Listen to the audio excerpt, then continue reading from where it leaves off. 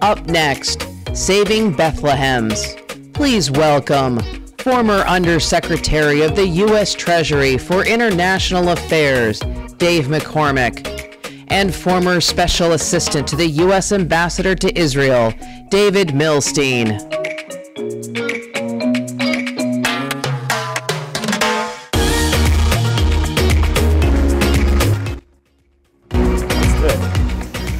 All right, CPAC. It's great to be back at CPAC 2024. All right. And it's a tremendous honor to be here with Dave McKormick, who is running for Senate in Pennsylvania. It's a very, very important Senate seat that we need to pick up to regain the Senate in this upcoming election. And Dave, I want to start off. Please tell us why you decided to run veteran, someone who has served our country in uniform. The disastrous withdrawal of Afghanistan was one of the prime reasons why you decided to run. Yeah, well, thanks, David. Thanks for doing this. I decided to run in 2022 because I watched what happened in Afghanistan and the incompetence of it, the weakness. I think sent a message around the world that America was weak and our leadership was weak. And I jumped into the race because I was worried about the direction of our country. And I'm running again in 2024 because I think the America we know is slipping away. And it's unrecognizable economically, in military terms, spiritually, the challenges around the world we see everywhere. And we need leadership that's going to shake things up and take America back. And that's why I'm running. I'm honored to do it, and I'm in the ring.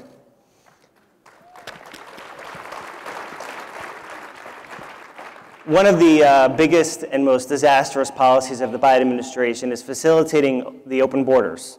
What we're seeing on the southern border and even the northern border, it's not just over 8 million illegal immigrants who are coming into the country. It's also people who are coming from China, from Russia, from the Middle East, people who aren't even being vetted.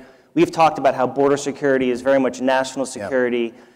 Why is this one of the biggest reasons why you've also decided to run and one of your biggest priorities when you get to the United States Senate? Well, I hear this everywhere on the campaign trail in Pennsylvania. And if you think about the national security crisis we're experiencing, 160 people apprehended that were in the terrorist watch list. It took 13 to take down the towers in 9/11.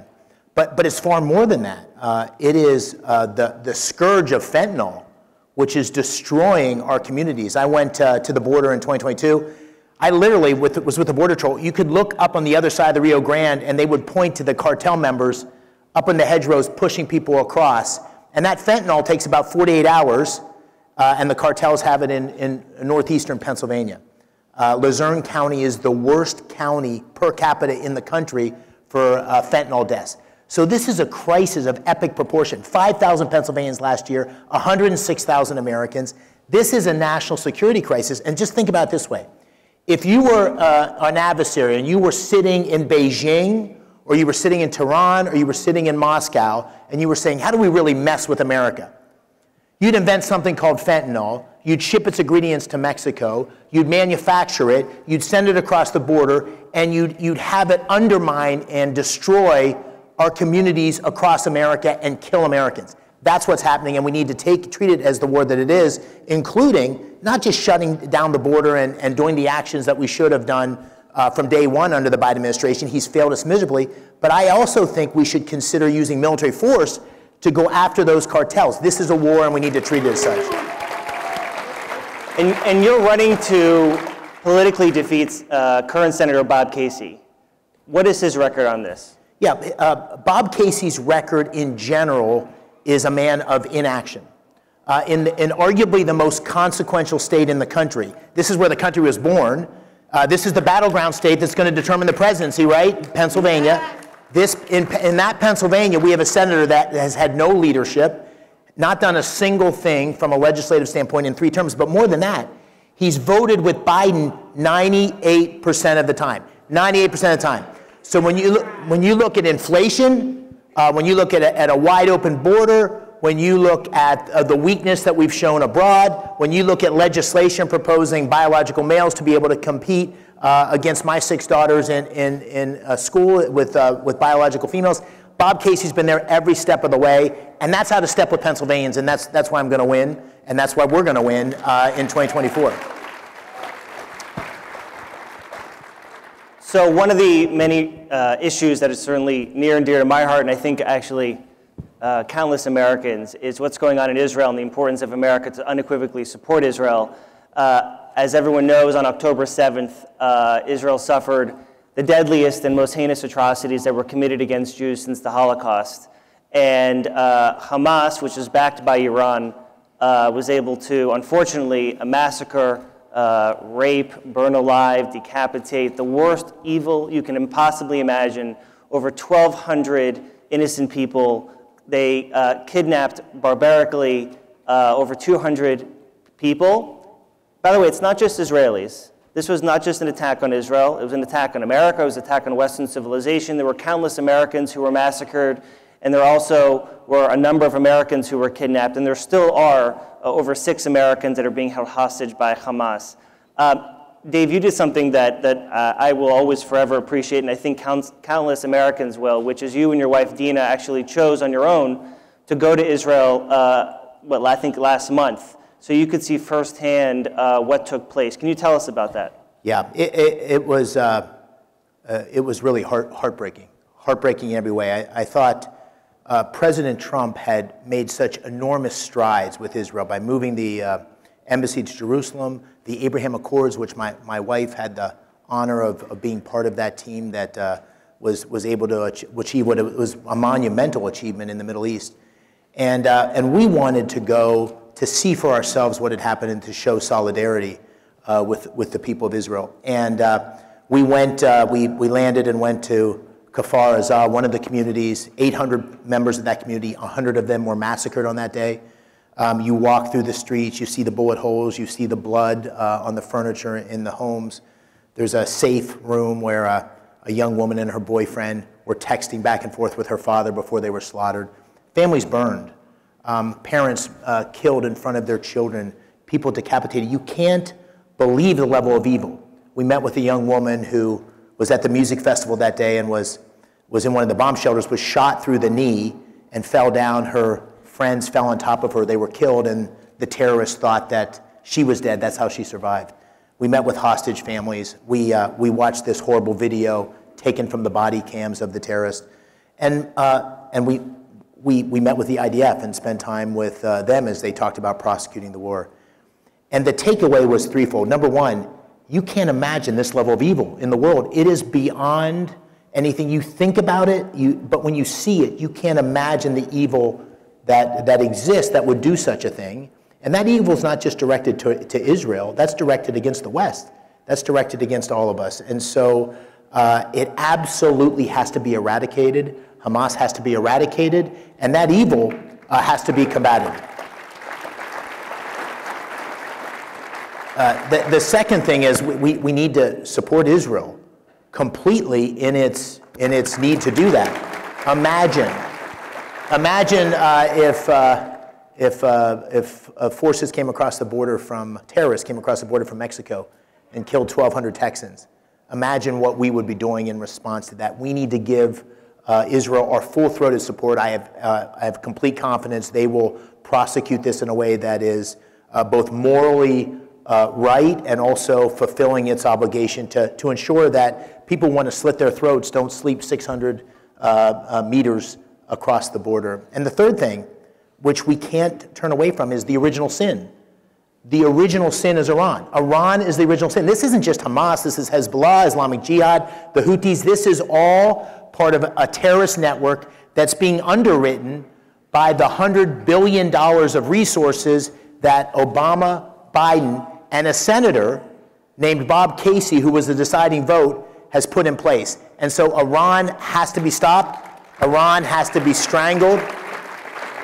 And we have to confront this evil because it's coming after us. Absolutely. And there's a lot of press reports, as everyone knows, very left-wing, very anti-Israel, very, in many respects, very anti-American, that wrongly try to slander Israel and how it's prosecuting this war. But it's very important for everybody to know, and I'm sure you know this, you've seen it, there may be no other country in the world besides America that goes to such unprecedented lengths to only target the bad guys and to avoid civilian casualties. You're talking about You're talking about an enemy, a ruthless enemy, again, backed by Iran, the leading state sponsor of terrorism in the world, that deliberately hides among civilians, in hospitals, in schools, in mosques, firing at Israel from civilian areas, both of which is a double war crime. And then obviously it's a triple war crime when you also attack Israeli civilians. But what are some of the things you learned over there about? I want to say, I was a West Point graduate. I served in Iraq. I was in the 82nd Airborne Division. The toughest mission is this urban warfare where you're rooting out these terrorists block by block, street by street, building by building, room by room. And imagine that mission, and then imagine a whole city underneath the ground of equal complexity. This is an incredibly, I see an 82nd Airborne patch there. I love it. All right, 82nd, good job. So this is a horribly difficult mission. And it's going to take time. It needs to be done with a lot of care, and the Israeli forces are doing that. We sat with IDF soldiers. They talked to us and showed us the targeting, the double authentication they go in to make sure their drones and their missiles are targeting only the terrorists. There's great care being taken. But remember what's happening. We have a terrorist group that is completely integrating itself into the civilian population. We have terrorists in Hamas that are blocking humanitarian aid going to women and children. We have terrorists that are blocking those humanitarian corridors for people to get out of these areas. So this lies at the feet of Hamas in terms of the terrible crisis that we're experiencing, and I have every confidence that Israeli forces are prosecuting that with both effectiveness and honor. One of the many disastrous consequences of October 7th is the rise of, or the further rise, I should say, of anti-Semitism that we've seen across the world. We've seen it on our streets in terms of vandalism against Jewish-owned businesses. We've seen reprehensible pro-Hamas demonstrations. We've seen anti-Semitic discrimination targeting Jewish students on campuses. What has Bob Casey done on any of these issues? And isn't it time that we actually bring real accountability to our college universities to defund them, to revoke their tax-exempt status, if they're not even protecting Jewish students and fighting anti-Semitism? Yeah, what happened on campuses after October 7th is emblematic of a spiritual decline, really across America. The recognition of right versus wrong, the moral clarity, the idea that America is an exceptional nation that we need to fight to defend individual freedom. So this is emblematic of a huge problem where the left has really defined our society in terms of the oppressed and the oppressors. And that finds its way into everything. And you say to yourself, how could it be? How could we see our kids, Jewish children staying in their room, Jewish kids in colleges staying in their rooms because they're fearing their safety? How could that be? He said, how could that happen? And then you watch the testimony of those three presidents, and you say, oh, that's how it happened. That's how it happened. We have leaders, and Bob Casey is a perfect example of this, who won't stand up, who won't say the difference between right and wrong, who won't lead and push back against these progressive ideologies that are taking our country over a cliff. And so, yeah, we need to shake things up in a dramatic way, and that's what I would do in Washington. On universities, there's enormous benefits that come with the tax exemption they get on these endowments. Billions of dollars. They shouldn't get that if they're not going to fulfill a basic principle of we're not trying to create safe places. We're trying to create places where everybody can speak and feel safe. Second, they get enormous federal dollars, R&D dollars, to conduct research. It's a huge part of what makes these universities. That should be predicated on our universities carrying out a true meritocracy of ideas, as opposed to the crazy lefty stuff we're seeing today. So I think we need leaders who are going to push on that. Bob Casey's been the exact opposite. When Liz McGill, the president of Penn, showed her lapses of leadership, I was one of the first people that said, fire. We got to fire. Bob Casey waited, and said, well, we probably need to make a change at some point. That's what you get with Bob Casey. My mom's from Punxsutawney, And I say on the campaign trail, you know, Bob reminds me of Punxsutawney in that he's like Punxsutawney Phil. He only pokes his head out of his hole once every 6 years. And that's what's happening right now with Punxsutawney Bob. So, in the few minutes we have remaining, I actually want to ask you one or two questions about, I think, the biggest national security, geopolitical, economic threat that this country faces, which comes from China and the CCP. I know that this is a big issue. It's a big issue for Pennsylvanians, but it's also a big issue for our country. What do you think we should be doing about China? Well, I think the best thing we can do to ensure our adversaries aren't testing us and challenging us is to show strength. And we have a president in Joe Biden that's showing weakness. We've lost deterrence. We had deterrence under President Trump. We had a leader where people said, okay, we better be careful about messing with the United States. We're not sure what we're going to get. Deterrence is having ability, it's having will, and it's keeping them guessing. Biden has lost the capability, he hasn't shown the will, and he does the opposite. He forecasts exactly what he's going to do. And that's our biggest problem. That's why we're being tested. That's why we're being tested in Europe with Russia's invasion of Ukraine. That's why we're being tested by China. That's why we're being tested by Iran, is because they perceive weakness. Go to the playground. We all grew up on it. If the bully perceives weakness, they're going to push, they're going to punch. So we got to get strength. That's number one. With China, we've been weak for too long.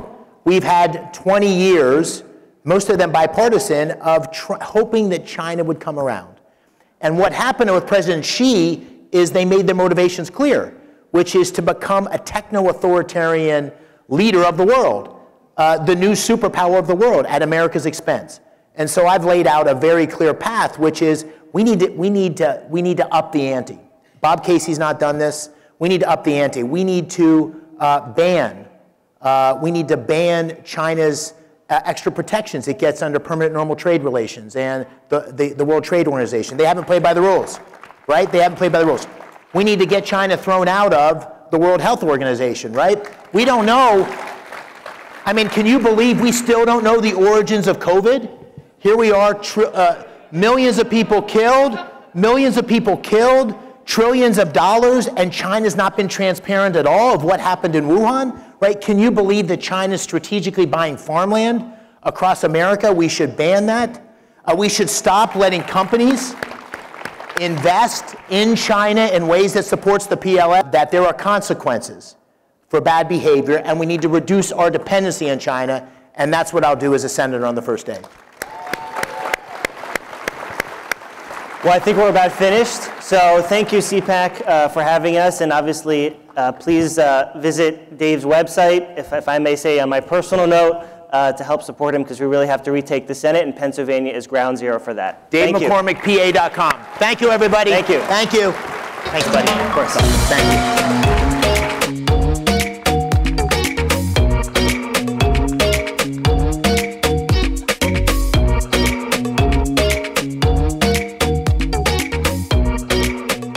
Making an investment decision with someone is the most sacred act that can be performed in business. You see, most people do not reach their position in life easily. You're taking something hard-earned and having faith that another will cherish and protect it as you would. Go to